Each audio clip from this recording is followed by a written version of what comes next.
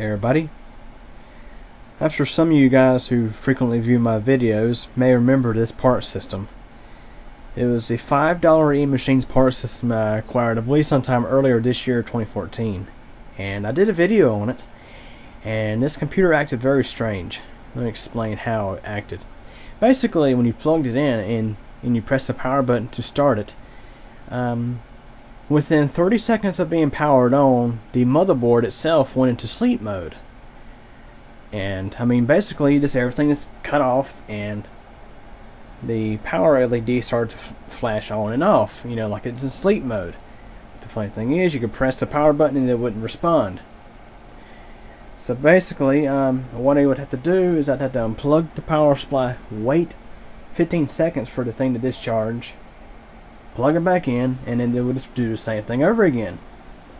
And like I mentioned, I did a video on this thing, so feel free to go back and watch it, and you can see the behavior for yourself. Now let me grab me a flashlight here, show you inside this thing. Okay, figure out why my flashlight ain't working.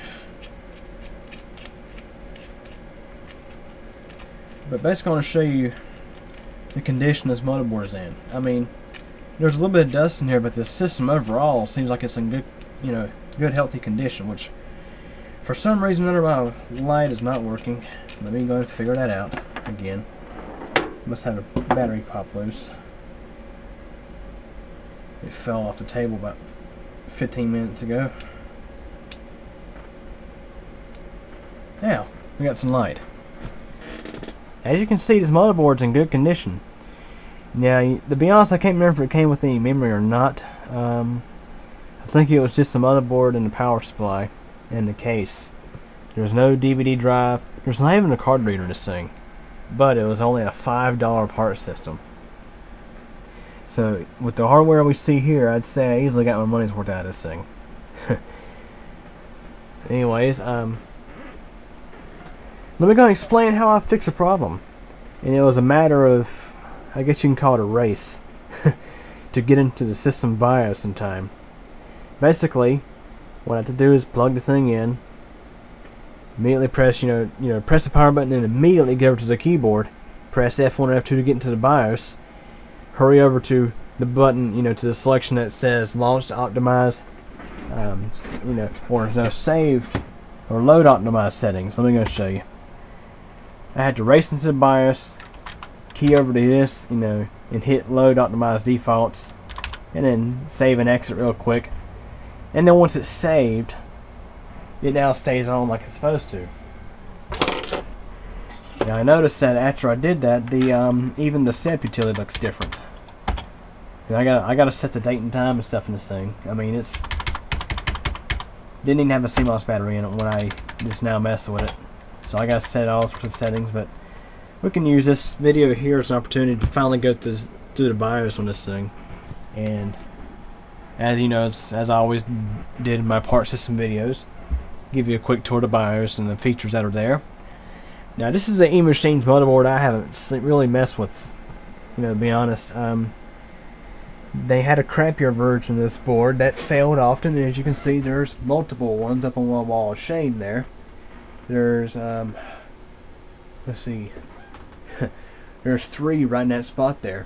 That's how many of those I've gotten. But this one here is a little bit different. Those up there are also 7207s, but this one here appears to be built better. I mean, has a much bigger heatsink.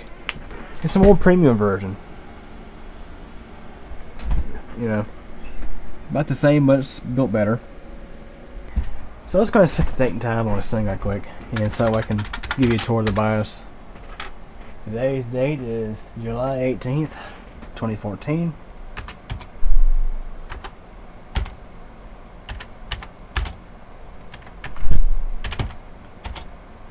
And the current time in 24-hour format is 2050.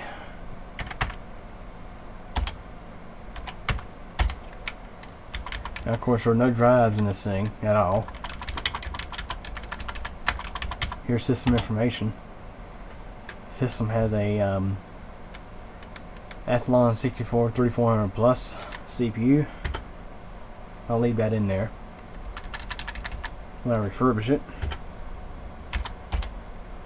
Here's advanced BIOS features. We have some stuff here, you know, such as boot sequence and all that kind of stuff.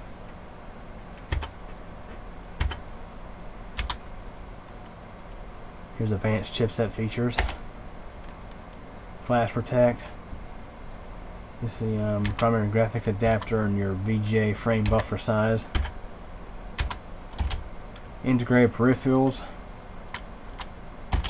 Onboard device configuration. I/O devices. Your legacy I/O really. IDE configuration. And let's look in SATA. No RAID options here, as I was kind of expecting.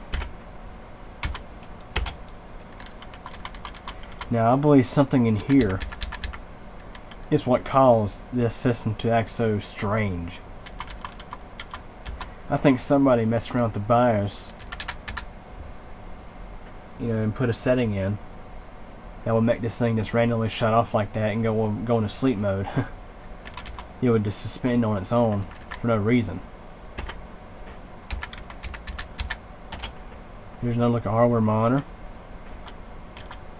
And you can configure the smart fan on this motherboard, which is nice to know. So it should start to ramp up this fan speed starting at 45 degrees C for the processor. No, actually no, that's CPU fan should start to ramp up at 55 degrees C. That's for a smart fan, so you can configure both the CPU fan, smart fan, and the system smart fan. Now I'm going to shut this thing off after I save and exit setup. Watch it try to boot and fail, obviously, because there's no drives.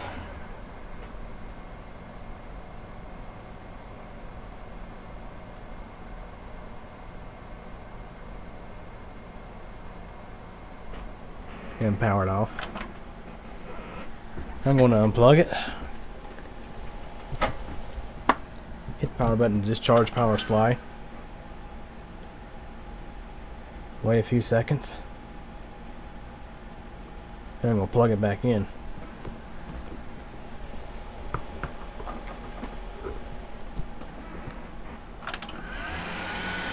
Let's see if it turns off when it's on this time.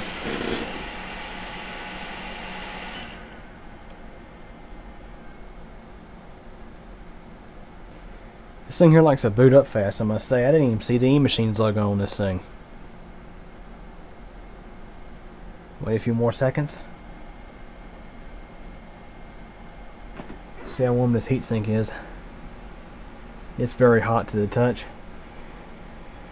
This motherboard does have a bigger heatsink on it. Apparently, this is the newer, even though the silkscreen says it's the same, they have made improvements on this revision of the motherboard, mainly with that Northbridge heatsink.